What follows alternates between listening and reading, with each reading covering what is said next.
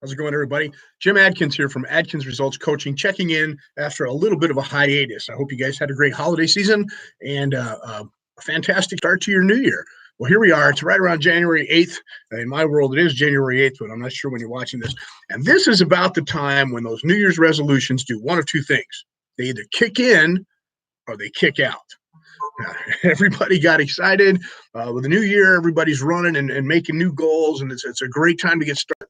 And I spoke to a lot of clients. I spoke to a lot of friends, and it seems that one of the things that everybody has shared so far was that there's pressure involved in this year's resolutions or this year's goal setting or the end of this year. They feel very pressured.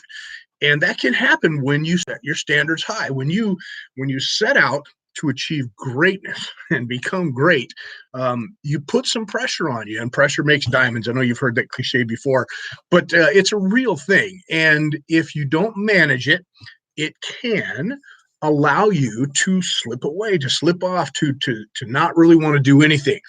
Some people use that pressure to move forward. Some people use that pressure to hold them back, but pressure nonetheless still exists.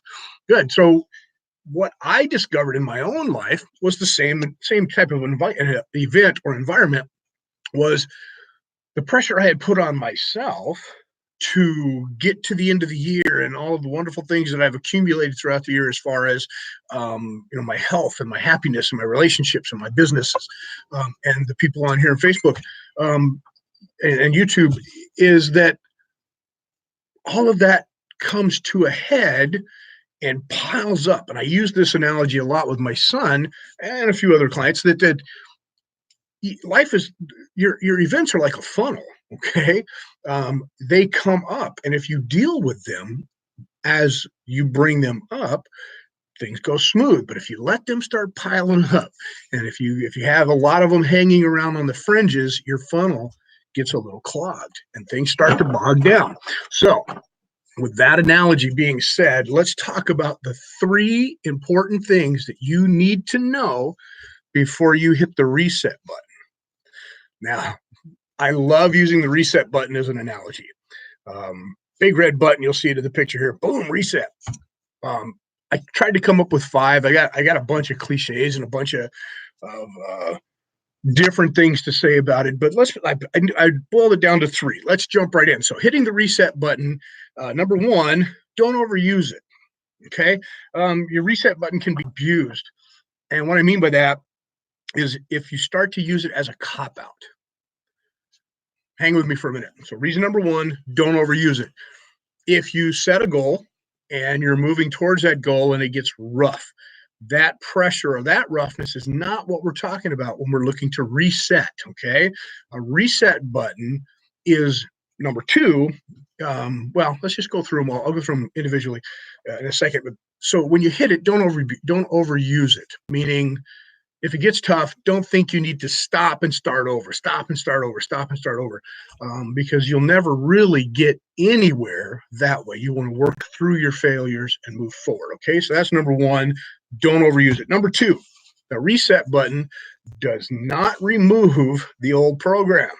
Okay, does not remove the bad stuff or your problems. So my analogy here is that when you decide to reset, and we'll explain how you can do that at the end of this, you want to make sure that you're not doing it to try and shun off responsibilities or push away problems that you've created. I've heard it said as don't leave crumbs.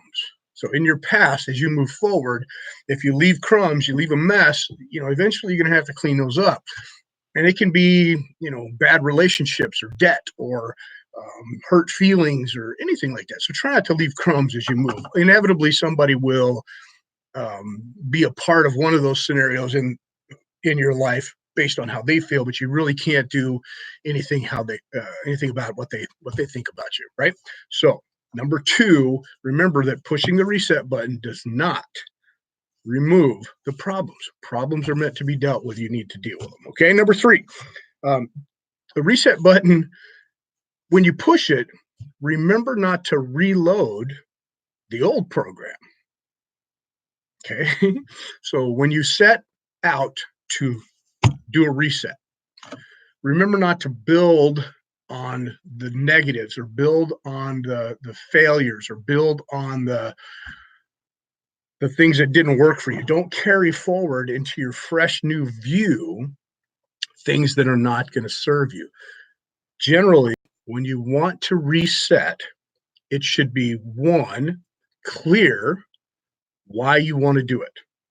And here's one of my reasons for resetting. And I've just done a reset, our 30-day challenge in the fitness area, and my fitness program is at a point in my life right now where I've done a lot of things. I'm at week 52. Okay, so that's a year in, and I've done some amazing things, but progress has slowed. And when progress slows, I feel like I'm failing. And when I do that, I start piling on everything that I know used to work.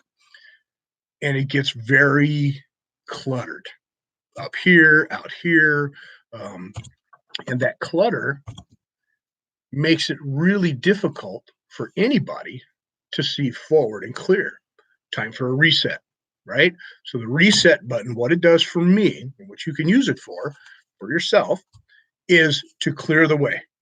Okay, let's say you've started a lot of wonderful things, and we do that as a successful approach to raising our standards and bettering ourselves. You try many things, and if it doesn't work, you try something else. And if it doesn't work, you try something else until you achieve what it is you're looking for. Well, sometimes all those little things that we tried that maybe didn't fail a lot, but didn't succeed as we wanted to, linger in the outskirts of everything else.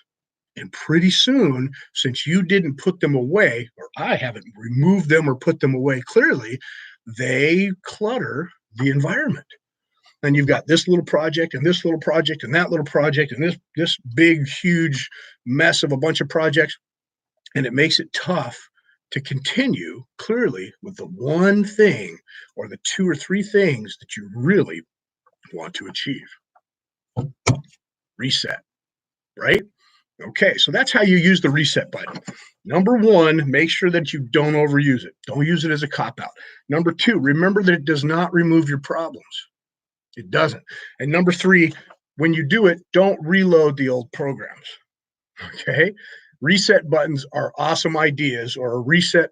You don't have to have a button. If you don't have a button, reset it on your desk or slap yourself in the face. But the idea of a reset is really good for clearing your view, resetting the clear road in front of you so that as you move forward, there are less stumbling blocks that you set up for yourself. All right. It's good to see you guys again.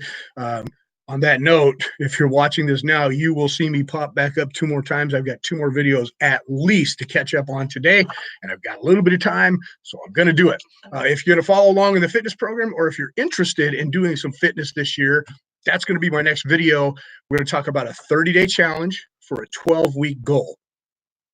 This is a great time, right? This is a fantastic opportunity to get involved, and you have a coach in your corner. All right. Like always, I love you. This is Jim Adkins, and I will see you soon. We've got a lot of wonderful things this year to cover in Adkins Results Coaching, and this is just one of them. Hit the reset button. All right, you guys. Make sure you have a goal and a reason for hitting it. Don't just hit it arbitrarily. And by the way, you really don't need to hit it. You can push it softly. Take care.